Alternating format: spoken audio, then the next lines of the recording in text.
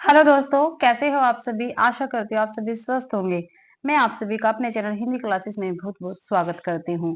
तो भाई मैंने आप सभी के लिए हिंदी साहित्य एनसीईआरटी और भाई हिंदी व्याकरण की पीवाईक्यू के प्रैक्टिस सेट चला रखा है ये। ठीक है, 25 तक क्वेश्चन हमने कर लिए थे। आज हम 126 से स्टार्ट करेंगे। तो क्लास को ज्यादा से ज्यादा शेयर करें, लाइक करें और कमेंट भी जरूर से जरूर करें। और जो भी बच्चा चैनल पर नया है तो प्लीज चैनल को सब्सक्राइब जरूर से जरूर करें भाई। तो 126वां क्वेश्चन रहेगा, सुमेलित करना सूची 1 और सूची 2 को। सूची 1 में भाई पंक्तियां दे रखी है और सूची 2 में जो रचनाकार है उनके नाम दे रखे हैं। तो देखते हैं, बसों में मोरे नैनन में नंदलाल। तो ये किसकी पंक्ति है? तो ये मीराबाई जी की पंक्ति रहेगी। तो एक का 5। प्रभु जी मोरे अवगुण चित न धरो। तो ये सूरदास जी की पंक्ति है, काफी बार मैं आपको करवा चुकी हूँ। अब लो नसानी अब न नसे हो, ये भी तुलसीदास जी की पंक्ति रहेगी। सी का 4। अव्वल अल्लाह नूर उपाया कुदरत के सब बंदे। तो ये कबीरदास जी की पंक्ति रहेगी भाई। ठीक है, कबीरदास जी की पंक्ति रहेगी। डी का 2 है। 5 3 4 2। देखते हैं, 5 3 4 2। 5 3 4 2। तो ए ऑप्शन नहीं है, ए ऑप्शन बिल्कुल सही है। अगला क्वेश्चन 127वां, पुष्टि मार्ग का आधार ग्रंथ कौन सा है? जो पुष्टि मार्ग है इसका आधार ग्रंथ पूछा है भाई, कौन सा है? तो भगवत गीता, महाभारत, श्रीमद् भागवत या रामायण।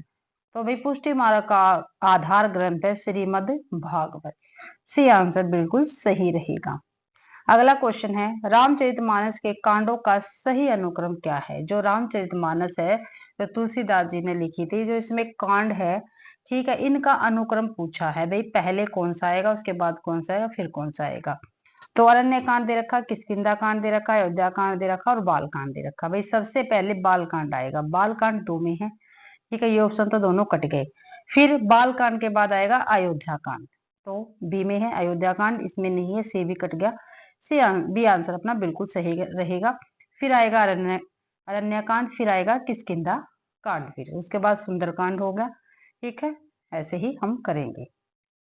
तो बी आंसर बिल्कुल सही है। और जिस बच्चे ने भाई और क्लासें नहीं देखी है तो मैंने प्लेलिस्ट बना रखी है मेरे चैनल पर, वो जाके देख सकता है। आपको सभी क्लासें वहां पे मिल जाएगी और आपके पेपर में काफी ज्यादा आपकी हेल्प होगी।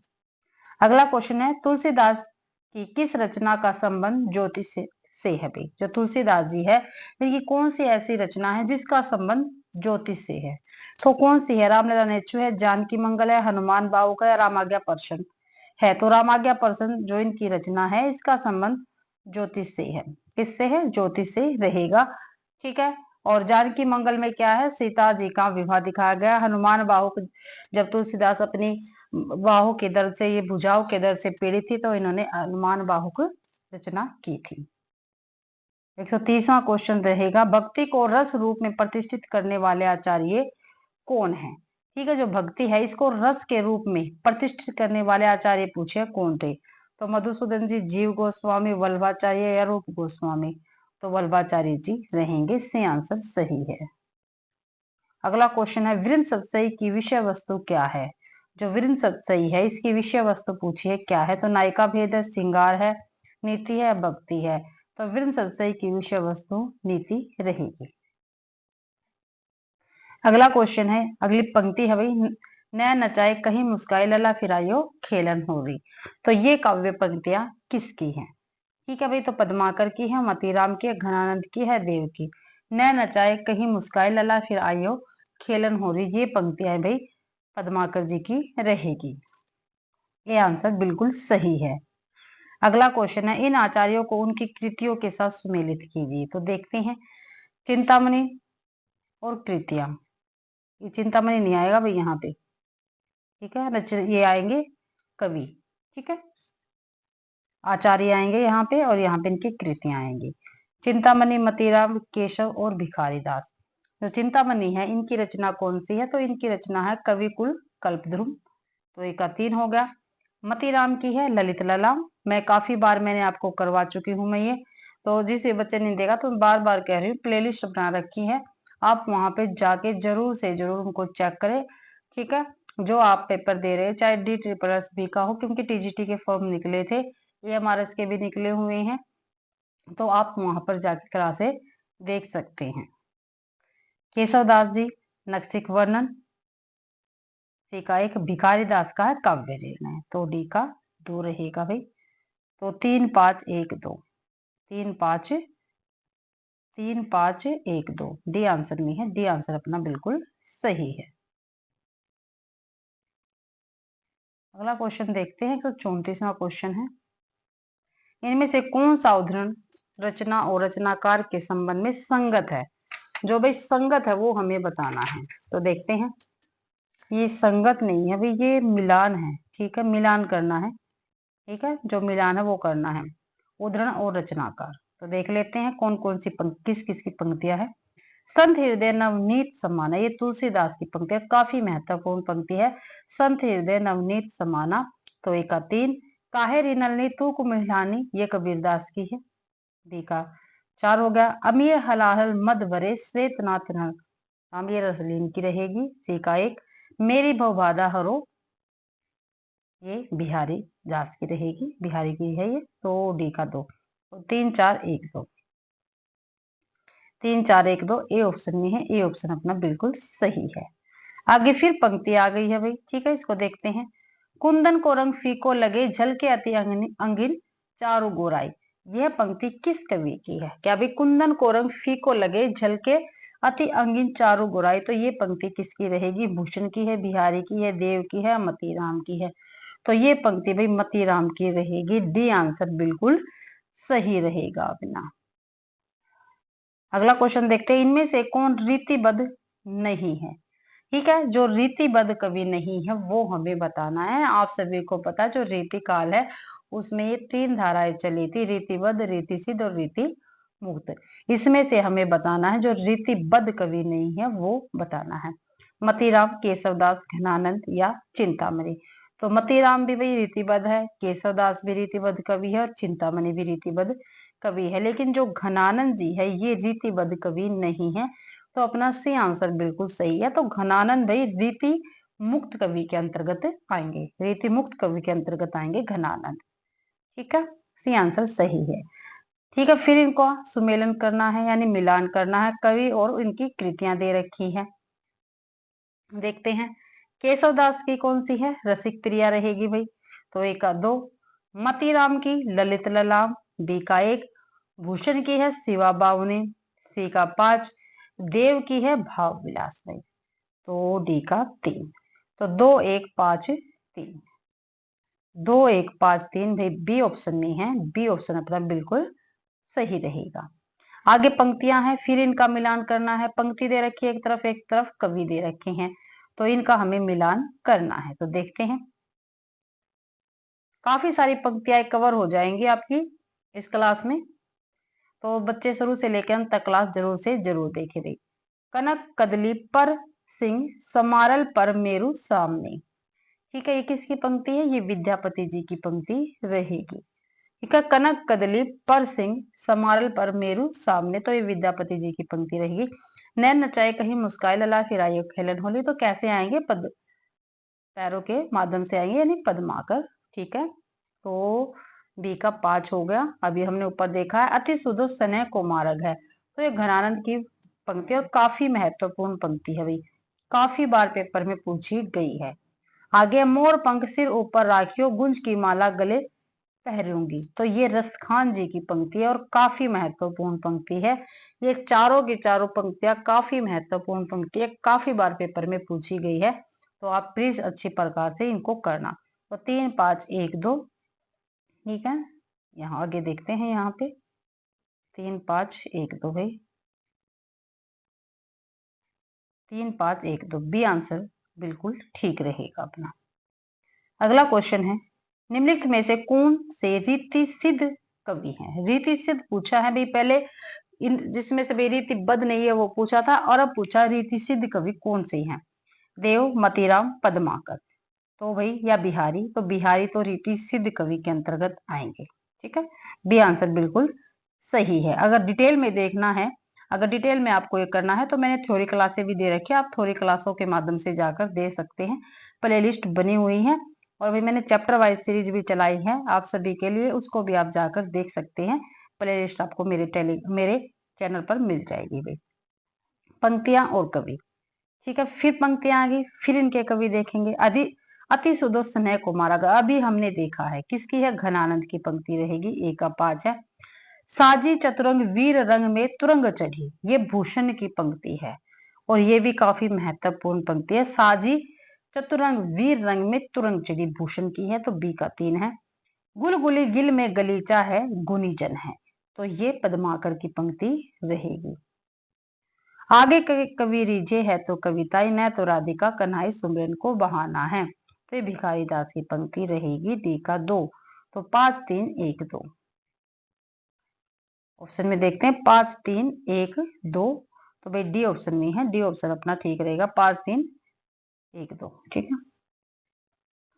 अगला क्वेश्चन देखते हैं, निम्नलिखित उपन्यासों का काल क्रमानुसार सही अनुक्रम क्या है। उपन्यास दे रखे हैं भाई, ठीक है, और उनके प्रकाशन वर्ष के अनुसार सही अनुक्रम हमें बताना है क्या है। तो देखते हैं, इनमें से देखते हैं, सूरज का 7वां घोड़ा, शेखर एक जीवनी, कंकाल और परीक्षा गुरु, ये सभी उपन्यास हैं, ठीक है। तो भाई पहले देखते हैं सूरज का 7वां घोड़ा, इसका प्रकाशन हुआ था 1952 ईस्वी में, ठीक है। धर्मवीर भारती जी इसके लेखक रहेंगे। शेखर एक जीवनी, 2 भाग थे शेखर एक जीवनी के, एक तो उत्थान और दूसरा संघर्ष भी।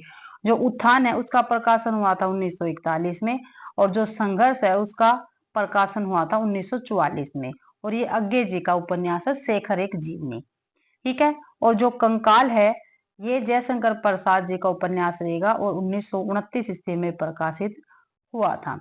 और परीक्षा गुरु जो है ये 1882 में प्रकाशित हुआ था, ठीक है, लाला श्रीनिवास दास जी का ये उपन्यास रहेगा। तो सबसे पहले इनमें से 1882 यानी परीक्षा गुरु आएगा, परीक्षा गुरु 2 में दे रखा है इसलिए ए भी कट गया, बी भी कट गया, 1882। फिर भाई आएगा 1929 कंकाल, नहीं 1 मिनट रुको भाई, आप इसमें देख लेना भाई, इसमें ऑप्शन गलत दे रखे, मैंने आपको प्रकाशन वर्ष बता दिया है। पहले 1882 परीक्षा गुरु आएगा, फिर सूरज का 7वां घोड़ा आएगा, फिर शेखर एक जीवनी आएगी, फिर कंकाल उपन्यास आएगा।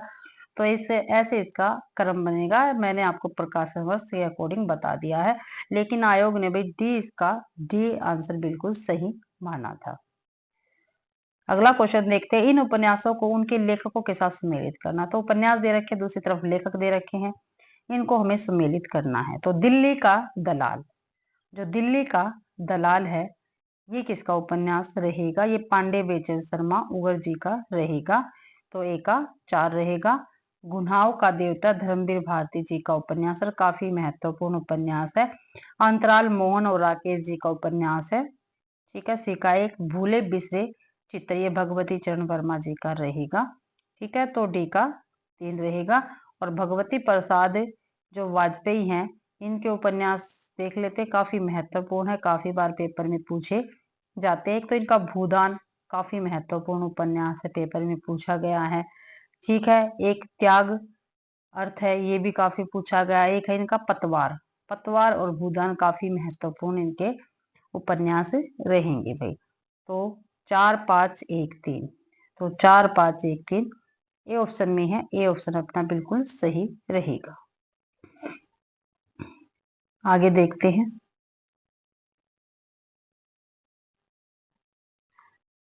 निम्नलिखित कृतियों का सही अनुक्रम क्या है, ठीक है। कृतियां दे रखी, इनका सही अनुक्रम हमें बताना है। पानी के प्राचीर, जंगल जहां शुरू होता है, मैला आंचल और लोक ऋण।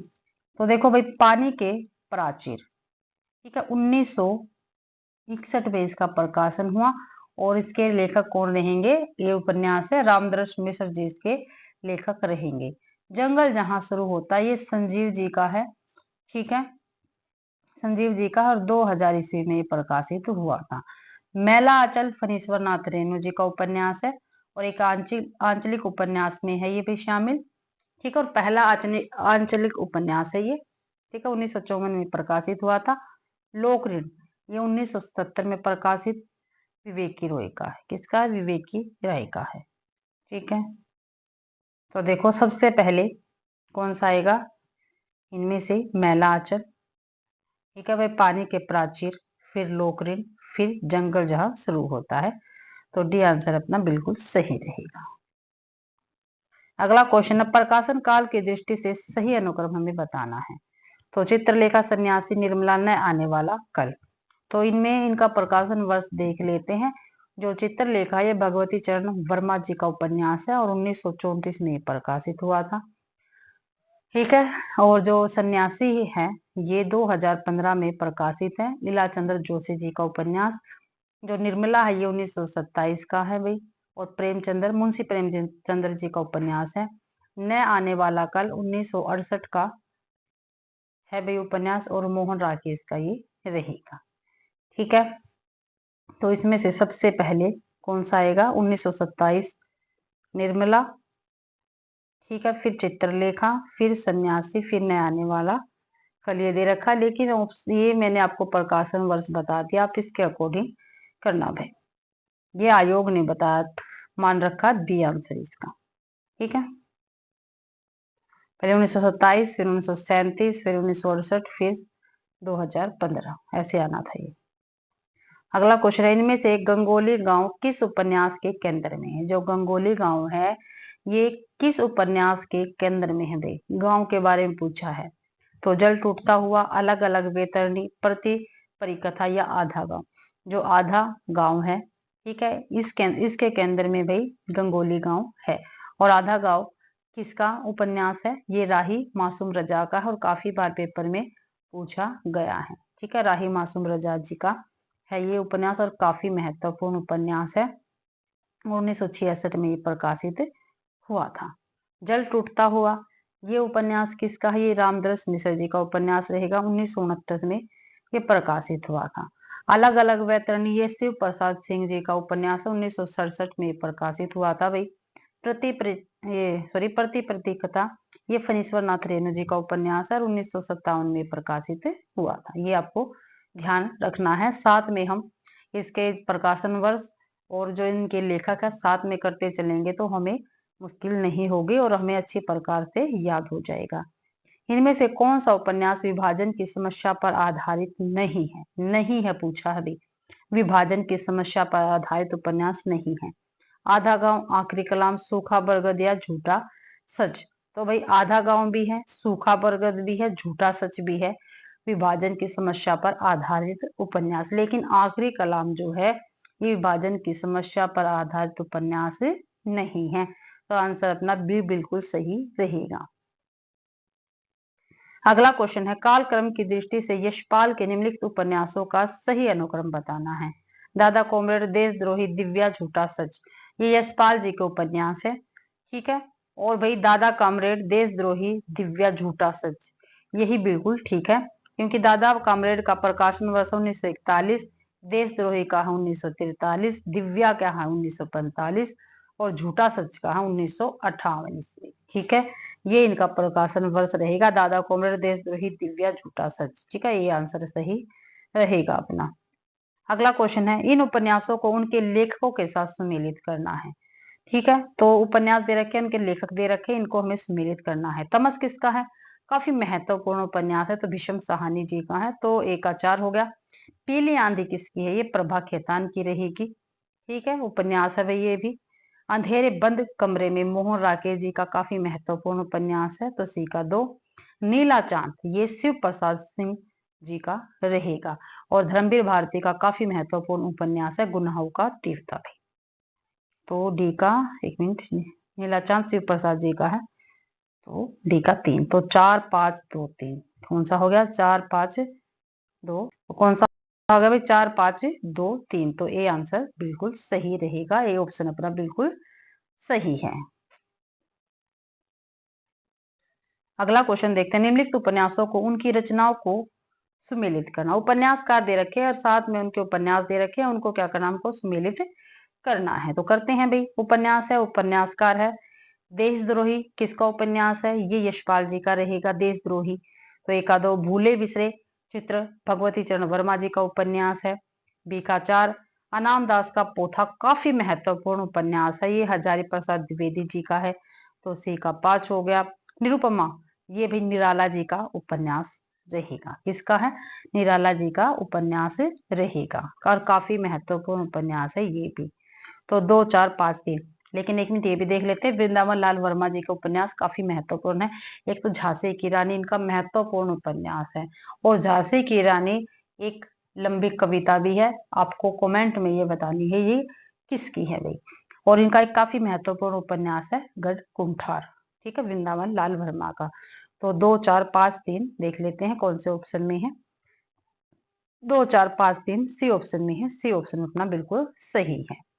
अगला क्वेश्चन है, निम्नलिखित उपन्यासों को उनके पुरुष पात्रों के साथ सुमेलित कीजिए। ठीक है, पुरुष पात्रों के साथ सुमेलित करने उपन्यास दे रखे हैं और उनके पुरुष पात्रों के साथ इसको हमें सुमेलित करना है। तो देखते हैं, उपन्यास है और पात्र है। देवी दीन। ठीक है, जो देवी दीन पात्र है ये कौन से उपन्यास का है? तो भाई ये गबन उपन्यास से रहेगा। और गबन के लेखक कौन है उपन्यास के? मुंशी प्रेमचंद्र जी है। तो एक का 4 हो गया।